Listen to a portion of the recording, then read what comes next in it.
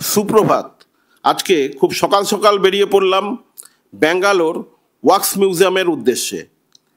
ভারতবর্ষে wax museum অনেক আছে, সবচেয়ে বড় ওয়াক্স মিউজিয়াম হচ্ছে আমাদের 2008 সালের জুলাই মাসে ওল্ড গোয়াতে একটি ইতিহাস প্রসিদ্ধ ছোট করে ওয়াক্স মিউজিয়াম তৈরি হয়েছিল। 2017 সালে দিল্লিতে একটি ওয়াক্স মিউজিয়াম প্রতিষ্ঠিত হয়। 60 টাকা দিয়ে টিকিট কেটে ঢুকে পড়লাম ওয়াক্স মিউজিয়ামে। প্রথমেই ঢুকে দেখলাম আদিবাসীদের জীবনযাত্রা। এখানে সমস্ত রকম আদিবাসীরা কিভাবে তাদের সকাল থেকে রাত্রির অবধি, রাত্রে ঘুমোতে যাওয়ার আগে অবধি কী কী করেন সেইগুলোই দেখানো হয়েছে। তারা শিকার করছে, শিকার ধরছে এবং হরিণের মাংস পুড়িয়ে খাচ্ছে, হরিণের চামড়া গায়ে দিচ্ছে। এছাড়া বিভিন্ন টাইপের তাদের যে যন্ত্রপাতি তারা ব্যবহার করে সেগুলো এবং বাদ্যযন্ত্র যেগুলো ব্যবহার করে সেগুলো এখানে দেখানো হয়েছে।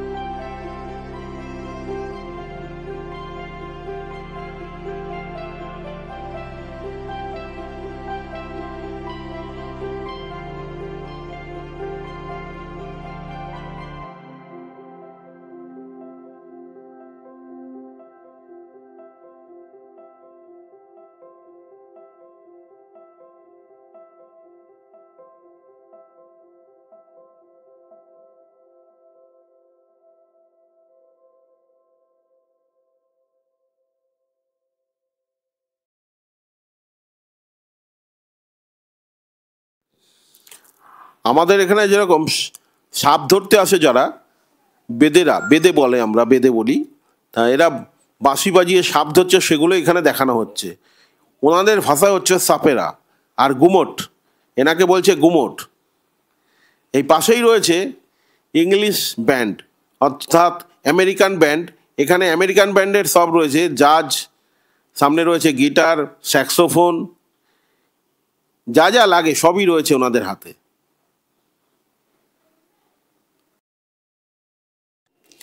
এখন পৌঁছে গেছি কিন্তু অস্ট্রেলিয়ায়। অস্ট্রেলিয়ার জঙ্গলে কালো মানুষদের মাঝখানে রয়েছি এখন।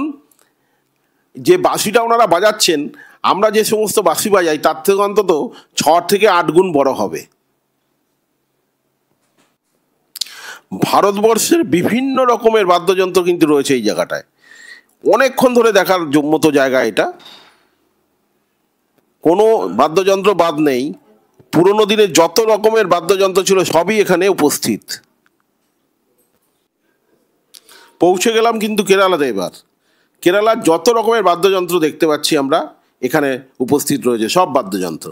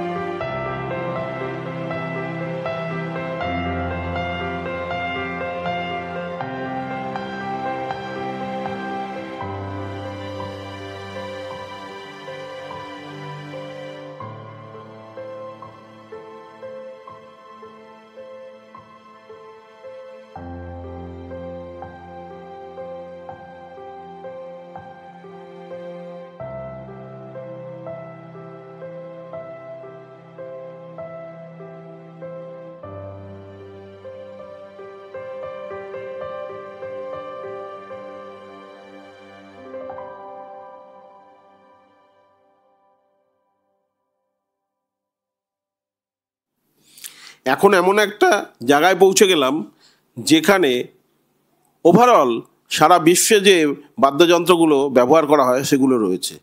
কি নেই এখানে দেখুন, জাজ থেকে আরম্ভ করে বাঁশের বিভিন্ন টাইপের যন্ত্র বাদ্যযন্ত্র রয়েছে। এছাড়া বিভিন্ন টাইপের সারা বিশ্বে যত রকমের বাদ্যযন্ত্র ইউজ করা হয়, সে সাঁওতালি বলুন, আমেরিকান বলুন, আর মডার্ন সঙের জন্যই বলুন, সব কিছুই কিন্তু এখানে রয়েছে। ইনি হচ্ছেন মাইসোরের শেষ রাজা শ্রীকান্ত দত্ত। ইনি নরসিংহা রাজা।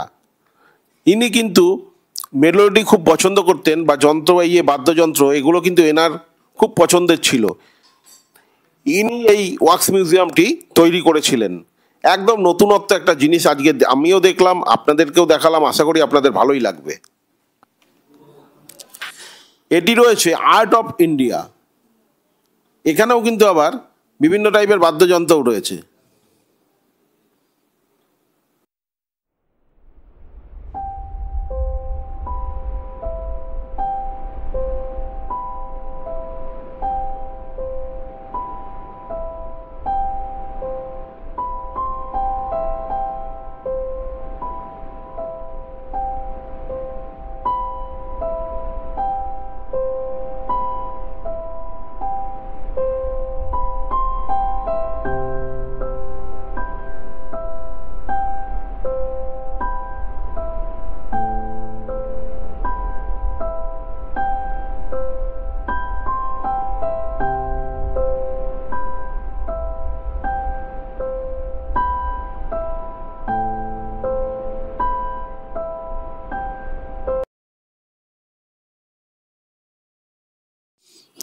চলে এসছি পাঞ্জাবে।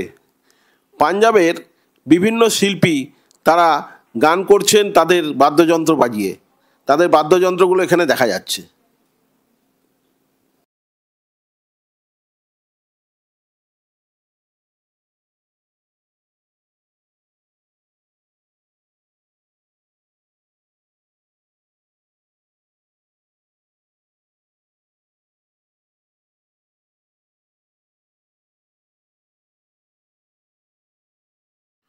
পাঞ্জাব থেকে এক হ্যাচকা টানে চলে আসলাম ইউরোপে। ইউরোপের বিভিন্ন বাদ্যযন্ত্র দেখা যাচ্ছে, আর ইউরোপের শিল্পীরা সেই বাদ্যযন্ত্র বাজাচ্ছেন।